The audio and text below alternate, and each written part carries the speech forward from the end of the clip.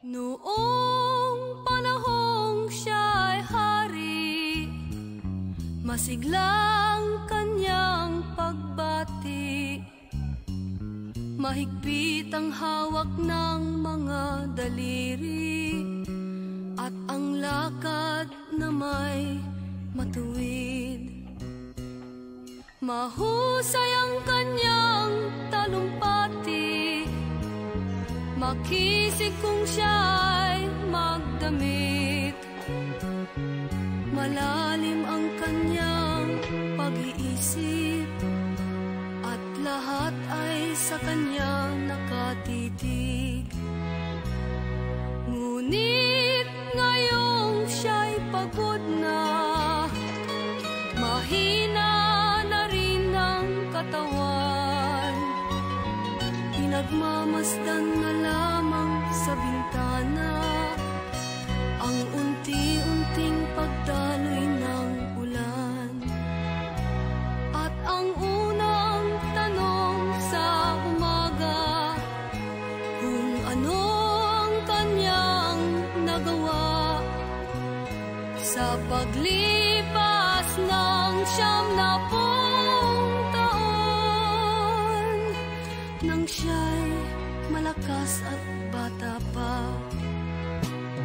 Si Lolo Jose, si Lolo Jose, si Lolo Jose, matanda na, ngunit mahal ko pa si Lolo Jose, kahit siya ngayon ay laos na. Sa piling ng mga alaala, lagi na lamang nag-iisa. Kahit sulyap walang maaasahan, sa anak na di man siya mapagbigyan.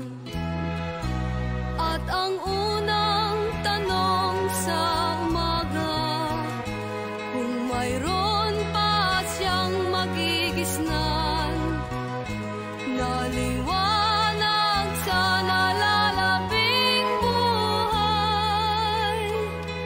Ngayon siya'y matanda at laos na. Si Lolo Jose, si Lolo Jose, si Lolo Jose ay matanda na, ngunit mahal ko pa si Lolo Jose, kahit siya ngayon ay laos na.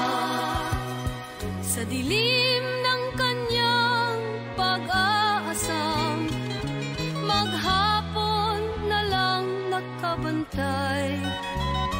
Kung kanyang matatanaw pa ang hiwaga nang hindi malimot niyang nakaraan.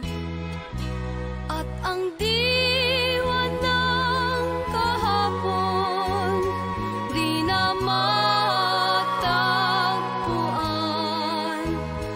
at ang sinag ng umaga di naanan ng ulan. At ang hirap na nasa puso di na mapapantayan. Kung maari lang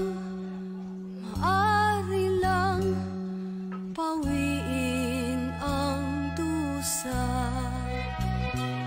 Si Lolo Jose, si Lolo Jose, si Lolo